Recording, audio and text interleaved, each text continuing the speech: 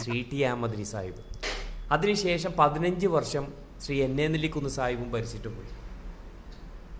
കാസർഗോഡ് ഈ 2 ഭരണകർത്താക്കളും കൂടിയിട്ട് ഏകദേശം 48 വർഷമാണ് പാഴാക്കി കളഞ്ഞത്.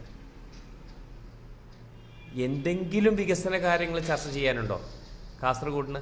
ഞാൻ ഇത് ചെയ്തു, ഞാൻ അത് ചെയ്തു, ഞാൻ ഇത് ചെയ്തു എന്ന് പറഞ്ഞിട്ട് വോട്ട് നേടാൻ എന്തെങ്കിലും ഒരു അവസരം കാസർഗോഡ് ഉണ്ടോ? ഇല്ല. എന്നിട്ടും പറഞ്ഞു വരുന്നത് എന്താണ്? വോട്ടിന്റെ സമയത്ത് അപ്പോൾ കണ്ടില്ലേ എന്താണ് പറഞ്ഞത്? ഫത്താബങ്കര.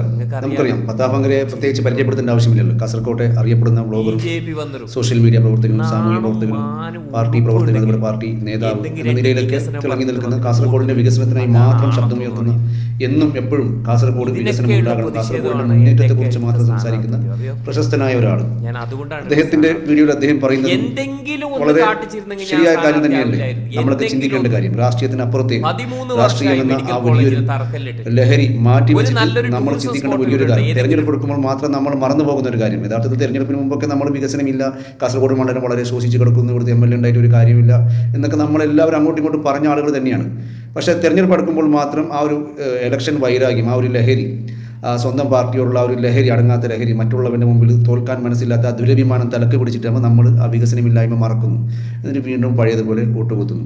ഇതാണ് നമുക്ക് പറ്റുന്ന തെറ്റ്. യഥാർത്ഥത്തിൽ നമ്മൾ വിവേകത്തോടെ ചിന്തിച്ചു കഴിഞ്ഞാൽ, രാഷ്ട്രീയത്തിനപ്പുറത്തേക്ക് നമ്മൾ ചിന്തിച്ചു കഴിഞ്ഞാൽ നമുക്ക് നമ്മുടെ നാട്ടിൽ വികസനം ഉണ്ടാക്കാൻ പറ്റും. നമ്മുടെ നാട്ടിൽ വികസനം ഉണ്ടാകണമെങ്കിൽ നമ്മൾ തന്നെ വിചാരിക്കേണ്ടതായിട്ട് വരും.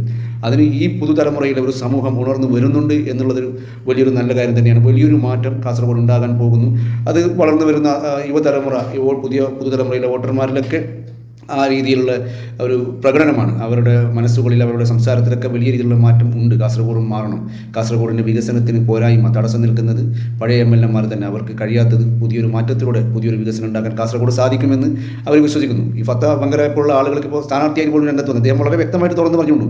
ഈ സ്ഥാനാർത്ഥിത്വം തന്നെ ഈ വികസനമില്ലായ്മയും ഈ വികസന മുരടിപ്പിനുമെതിരായിട്ടാണ് സ്ഥാനാർത്ഥിത്വം നിൽക്കേണ്ടതായിട്ട് വന്നിട്ടുള്ളത്. അല്ലെങ്കിൽ ഞാൻ സ്ഥാനാർത്ഥിയായിട്ട് മത്സരിക്കില്ല ആയിരുന്നു എന്ന് തന്നെയാണ് പറഞ്ഞത്. പക്ഷേ ഇപ്പോഴും കാസർഗോട്ടെ ജനങ്ങൾ ചർച്ച ചെയ്യുന്നത്, അല്ലെങ്കിൽ UDF പക്ഷത്തുള്ള ആളുകൾ, UDF സംസ്ഥാനം ഭരിച്ച വലിയൊരു പാർട്ടിയാണ്. പക്ഷേ പഴയ പ്രതാപം, പഴയ കേമത്തിൽ ഇപ്പോൾ UDF പറയാൻ പറ്റത്തില്ല. കാരണം വലിയ രീതിയിൽ വിശ്വസിക്കാനും പറ്റാത്തൊരു കാലഘട്ടമാണ്. കാരണം UDF നിന്ന് വിജയിച്ച ആളുകളാണ് ഇപ്പോൾ കേരളത്തിൽ ഈ BJP പല MLA-യുമായിട്ട് മത്സരിക്കുന്നത്. UDF പല നേതാക്കളും BJP MLA സ്ഥാനത്തേക്ക് മത്സരിക്കുന്ന ഒരു അവസ്ഥയാണ് ഉണ്ടായിട്ടുള്ളത്. അതുപോലെ തന്നെ കേരളത്തിലും ഇന്ത്യയിലും അങ്ങോളം ഇങ്ങോളം UDF കോൺഗ്രസിൻ്റെ വലിയ വലിയ നേതാക്കന്മാരടക്കം BJP പോയ കാഴ്ചകൾ നമ്മൾ കണ്ടതാണ്. MP മാർ, മന്ത്രിമാർ, സംസ്ഥാന പദവി വഹിക്കുന്ന ആളുകളൊക്കെ. അപ്പോൾ BJP ചെറുക്കാൻ, ഫാസിസത്തെ ചെറുക്കാൻ ഒരിക്കലും UDF അതിനുള്ള ശക്തിയില്ല. അതൊരിക്കലും UDF നയം അതിനെ അനുവദിക്കുകയില്ല. അതൊക്കെ കൊണ്ട് തന്നെയാണ് ഇപ്പോൾ UDF BJP അതിശക്തമായിട്ട് എതിർക്കുന്ന LDF-നെതിരെയും അതുപോലെ SDP പാർട്ടിയെ പോലുള്ളവരെയൊക്കെ ഇവർ എതിർത്തുകൊണ്ടിരിക്കുന്നത്. BJP ആര് എതിർക്കുന്നു അവരെ UDF എതിർക്കും. അതാണ് ഒരു ഇപ്പോഴത്തെ ട്രെൻഡായിട്ട് മാറുന്നത്. യഥാർത്ഥത്തിൽ എന്താണ് വികസനം പറയുകയാണെങ്കിൽ ഇപ്പോഴും UDF പ്രവർത്തകർ പറഞ്ഞു നടക്കുന്നത് എന്താ? പിണറായിൻ്റെ ധാർഷ്ട്യം, പിണറായി വീട്ടിൽ പോടാന്ന് പറഞ്ഞു, പിണറായിക്ക് ചിരിയില്ല, പിണറായി ചിരിക്കുന്നില്ല, പിണറായി മസിൽ കൊടുത്തക്കാരനാണ്. ഇത്തരം ചിരി വരുന്ന ആരോപണങ്ങൾ, ഇതൊക്കെ ഒരു തെരഞ്ഞെടുപ്പിൽ പ്രതിഫലിക്കേണ്ട കാര്യങ്ങളാണ്. ഇതൊന്നുമല്ല. തെരഞ്ഞെടുപ്പ് വികസനമായിട്ട് ബന്ധപ്പെട്ട കാര്യങ്ങൾ തന്നെയാണ് ചർച്ച ചെയ്യേണ്ടത്. കാസർഗോഡ് വികസനം ഇല്ല എങ്കിൽ വികസനമില്ല, നിങ്ങൾ തുറന്ന് സമീപിക്കണം. തുറന്ന് സമീപിക്കാനുള്ള മടി കാസർഗോഡിലെ MLA UDF ആയതുകൊണ്ട് മാത്രമാണ്.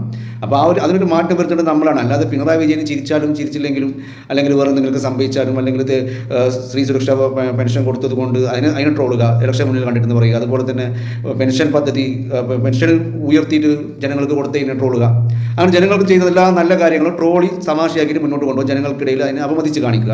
എന്നിട്ട് ഇവർക്കൊന്നും പറയാൻ, ഇവരും തിരഞ്ഞെടുപ്പ് കണ്ടിട്ട് നൽകിയ വാഗ്ദാനങ്ങളൊക്കെ എന്തൊക്കെയാണ്? ജീവിതത്തിൽ നടപ്പിലാക്കും തോന്നുന്ന വാഗ്ദാനങ്ങളാണ് നടപ്പിലാക്കി പറഞ്ഞിട്ടുള്ളത്. തെരഞ്ഞെടുപ്പ് പത്രികയിൽ ഇവർ പറഞ്ഞത് ഒരിക്കലും നടപ്പിലാക്കാൻ പോകാത്ത, ഒരിക്കലും കഴിയാത്ത കാര്യങ്ങളൊക്കെ തന്നെയാണ്, പൊള്ളയായ വാഗ്ദാനങ്ങൾ തന്നെയാണ് UDF നൽകുന്നത്. യഥാർത്ഥത്തിൽ പിണറായി ചിരിച്ചാലും ചിരിച്ചില്ലെങ്കിൽ കേരളം നെഞ്ചേറ്റിയ ഒരു ഭരണം തന്നെയാണ് ഇടതുപക്ഷത്തിൻ്റേത്. കഴിഞ്ഞ 5 വർഷങ്ങൾക്കും ഇവിടെ മത്സരിച്ച സമയത്ത് ആ ഒരു തെരഞ്ഞെടുപ്പ് കഴിഞ്ഞിട്ട് വീണ്ടും അധികാരത്തിലേക്ക് വന്നത് ഏതെങ്കിലും സംസ്ഥാനത്ത് EVM മെഷീൻ തട്ടിപ്പ് നടത്തുന്നത് പോലെ തട്ടിപ്പ് നടത്തിയിട്ടോ, അല്ലെങ്കിൽ ബൂത്ത് കയ്യേറിയിട്ടോ, അല്ലെങ്കിൽ ജനങ്ങളെ ഭീഷണിപ്പെടുത്തിയിട്ടോ, അല്ലെങ്കിൽ UDF-നെയും BJP-യും കെട്ടിയിട്ടോ അധികാരത്തിൽ വന്നതല്ല. ആദ്യത്തെ 5 വർഷം സുസ്ഥിരമായ ഭരണം, ജനഹിതമായിട്ട് ജനങ്ങൾക്ക് വേണ്ടി ഭരിച്ചതിൻ്റെ അടിസ്ഥാനത്തിൽ, ജനങ്ങളുടെ പട്ടിണി അറിഞ്ഞ് ഭരിച്ചതിൻ്റെ അടിസ്ഥാനത്തിൽ, ജനങ്ങളുടെ നാടിൻ്റെ ദുരിതം അറിഞ്ഞ് മനസ്സിലാക്കി ഭരിച്ചതിൻ്റെ അടിസ്ഥാനത്തിൽ ജനങ്ങൾ നൽകിയൊരു മഹാവിജയമായിരുന്നു LDF-ൻ്റെ 2ാം വരവ്. അല്ലാതെ അന്യ സംസ്ഥാനങ്ങളിൽ നടക്കുന്നത് പോലെ EVM തട്ടിപ്പുണ്ടാക്കി വന്ന സർക്കാർ ഒന്നല്ല, ജനങ്ങൾ വിജയിപ്പിച്ച സർക്കാരാണ്. ആ സർക്കാർ അന്തസ്സോടുകൂടി തന്നെയാണ് ഇപ്പോൾ വീണ്ടും ജനങ്ങളുടെ മുമ്പിലേക്ക് വന്നിട്ടുള്ളത്. അതുകൊണ്ട് പ്രിയപ്പെട്ട കാസർഗോഡിലെ ആളുകളോട് പറയാനുള്ളത്, നമ്മൾ മാറേണ്ടിയിരിക്കുന്നു. നമ്മൾ സ്വയം മാറുക, തിരിച്ചറിയുക. ഫത്താബങ്കരെ പോലുള്ള ആളുകളുടെ വാക്കുകളൊക്കെ വലിയ പ്രസക്തിയുള്ളതും വിലയുള്ളതുമാണ്. അപ്പോൾ അദ്ദേഹം അടക്കം സ്ഥാനാർത്ഥിയായിട്ട് മുന്നോട്ട് വന്നിട്ടുണ്ട്. കാരണം ഈ പ്രതിഷേധത്തിനെതിരായിട്ട് അദ്ദേഹം വളരെ വ്യക്തമായി പറയുന്നുണ്ട്. അതുകൊണ്ട് തെരഞ്ഞെടുപ്പിൽ ഒരു മാറ്റം ഉണ്ടാകണം. തെരഞ്ഞെടുപ്പ് അടുക്കുമ്പോൾ പോളിംഗ് ബൂത്തിലേക്ക് ചെല്ലുമ്പോൾ നമ്മൾ നമ്മുടെ നാട്ടിൻ്റെ വികസന മുരടിപ്പിനെ മറന്നു പോകരുത്.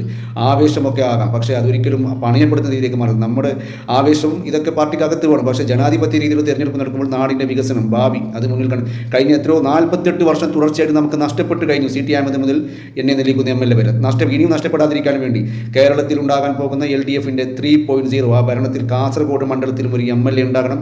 അത് ഇടതുപക്ഷത്തിന് സ്വതന്ത്രമായിട്ട് മത്സരിക്കുന്ന ഷാനവാസ് പാദൂർ വിജയിച്ചു വരട്ടെ എന്ന് തന്നെ ആശംസിക്കുന്നു. ഇത്രയും ആവർത്തിച്ചത് പറയാൻ കാരണം ഞാൻ ഇടതുപക്ഷക്കാരൻ തന്നെയാണ്, അതിൽ സംശയമില്ല. പക്ഷേ അതിലുപരി എൻ്റെ ഒരു കാസർഗോഡ് ജില്ലയിലെ മണ്ഡലത്തിൻ്റെ വികസനം ആഗ്രഹിക്കുന്ന, മണ്ഡലത്തിൻ്റെ പുരോഗതി ആഗ്രഹിക്കുന്ന ഒരു വോട്ടറും ഒരു പൗരനും കൂടിയാണ്. പറ്റിക്കപ്പെടരുത്, ഇനിയും നമ്മൾ വഞ്ചിതരാകരുത്. നമ്മൾ മാറി ചിന്തിക്കണം. മാറി ചിന്തിച്ചാൽ മാത്രമേ നമ്മുടെ കാസർഗോഡ് മാറ്റമുണ്ടാകുമെന്ന് ഒരിക്കൽ കൂടി നിങ്ങൾ ഓർമ്മപ്പെടുത്തുന്നു. അപ്പോൾ ബൈ.